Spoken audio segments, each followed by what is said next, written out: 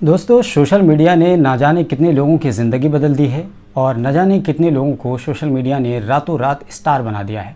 लेकिन यही social media है जो दिन रात विवादों का अखाड़ा भी बना रहता है। इसी तरह का एक विवाद फरमानी नाज यूट्यूब सिंगर से जुड़ा हुआ है, जिसने पिछले दिनों हर हर शंभू नाम का एक गाना गाया था। उसके बाद से लगातार उस पर विवाद जारी है और उस पर लोगों के रिएक्शंस आ रहे हैं। मीडिया में उस पर डिबेट हो रही है, प्राइम डिबेट में बातचीत हो रही है। इसलिए बहुत सारे लोगों की क्यूरियोसिटी बढ़ गई कि दरअसल ये पूरा विवाद है क्या।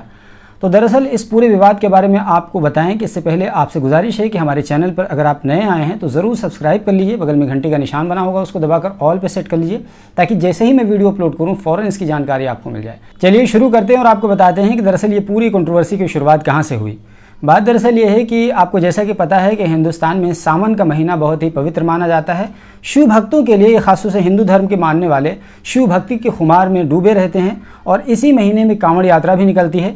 इसी को लेकर के यूट्यूब सिंगर फरमानी नाज ने एक गाना गाया और गाने के बोल थे हर हर शंभू शिव महादेवा, यानी पूरा एक गाना है।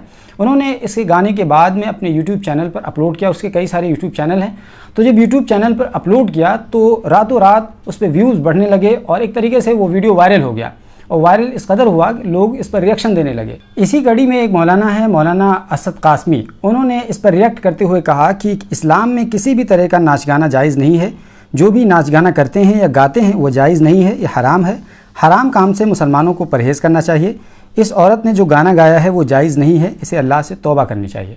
इस तरह की बात उन्होंने कही। बस इतना कहना था कि इसको लेकर के लपक लिया गया और ख़ास तौर से मेन स्ट्रीम मीडिया ने इसको लेकर हंगामा मचा दिया, क्योंकि उन्हें प्रोपेगेंडे का कोई ना कोई मौका चाहिए होता है।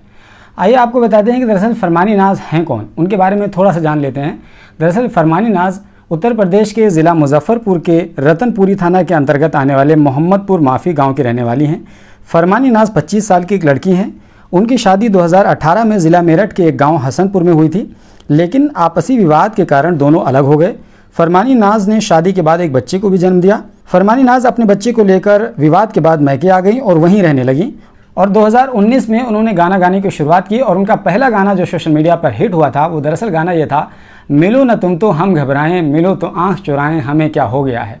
दरअसल एक राहुल नाम का लड़का है जिसको आप भोरा ढोलक वाला समझते हैं, उसी ने इस गाने को सोशल मीडिया पर पोस्ट कर दिया था और उसके बाद में देखते ही देखते ये गाना लाखों क्रॉस किया, मिलियन क्रॉस कर गया। तो जब मिलियन में पहुंच गया तो इसे वायरल माना गया और उम्मीद करते हैं कि आप लोगों ने भी फरमानी नाज का शायद पहला यही गाना भी सुना होगा।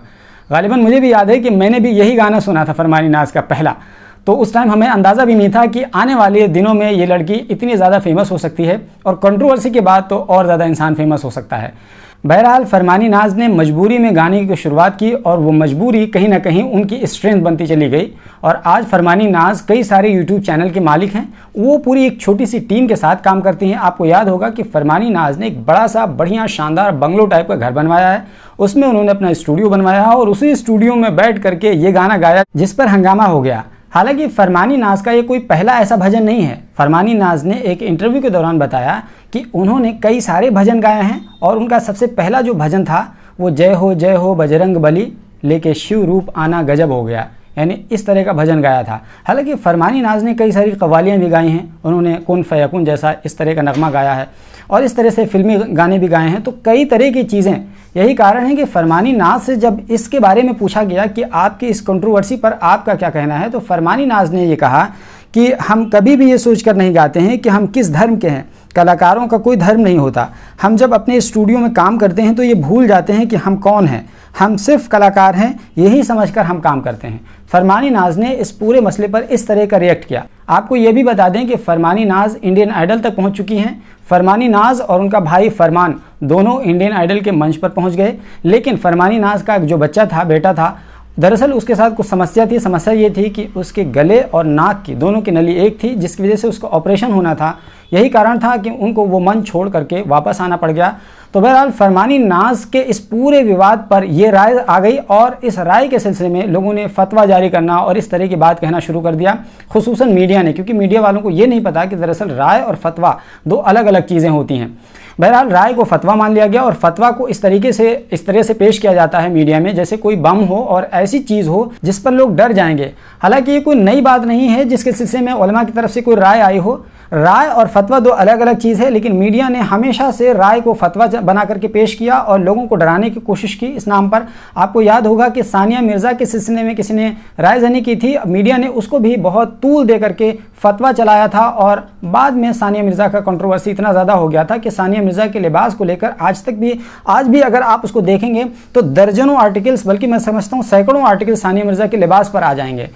तो कुल मिलाकर ये कहें कि उलमा को भी इस तरह की चीज़ों से बचने की ज़रूरत है। व्यक्तिगत तौर पर मैं कहना चाहता हूँ कि इस तरह की राय देने से उलमा को बचने की ज़रूरत है। जिस तरीके से मौलाना असद कासमी ने अपने बयान में कहा कि मुसलमानों को इससे परहेज़ करना चाहिए, मैं व्यक्तिगत तौर पर उनसे कहता हूँ कि आपको इस तरह के बयानबाजी से भी परहेज़ करना चाहिए। देखिए, आपका इंटेंशन मुझे नहीं पता कि आपकी नीयत क्या है। अगर आपकी नीयत सही भी है फिर भी आपको इस तरह के रिमार्क्स से बचना चाहिए, क्योंकि आपको पता है कि इस तरह के माहौल में इस तरह के रिमार्क्स देने से बजाय फ़ायदा के नुकसान हो जाता है और चीज़ों को तोड़ मरोड़ कर पेश करने का चलन बढ़ गया है। इसी वजह से आपको भी मौजूदा हालात के नज़ाकत को समझना चाहिए और इस तरह के रिमार्क्स से परहेज़ करना चाहिए। दोस्तों, इस पूरे विषय पर आपकी क्या राय है, आप हमें कमेंट बॉक्स में ज़रूर बताइए।